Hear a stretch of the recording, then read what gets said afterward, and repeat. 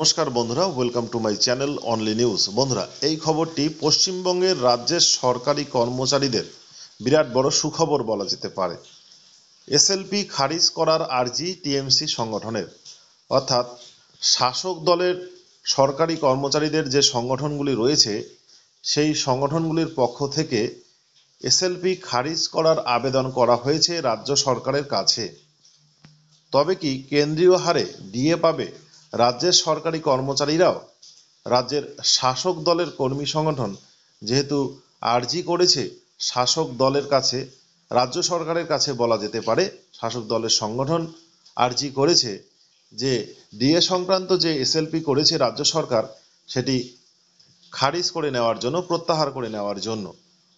তবে কি কেন্দ্রীয় হারে ডিএ পাওয়ার আশা রয়েছে রাজ্যের সরকারি কর্মচারীদের? এমন বিষয়টি কিন্তু তুলে ধরা হয়েছে ইউনিটি ফোরামের পক্ষ থেকে।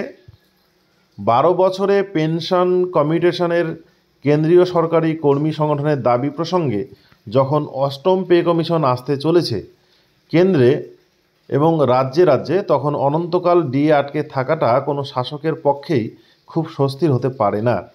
দেখুন কি বলছে। এই কারণে কি শাসক দলের কর্মী সংগঠন সম্প্রতি সুপ্রিম কোর্টে মামলা প্রত্যাহারের প্রসঙ্গ উত্থাপন করেছেন। বিরাট বড় প্রশ্ন কিন্তু। দেখুন, সত্যি যদি এই ঘটনাটি হয়ে থাকে বন্ধুরা, সেক্ষেত্রে রাজ্যের সরকারি কর্মচারীদের কপাল খুলে গেল বলা যেতে পারে।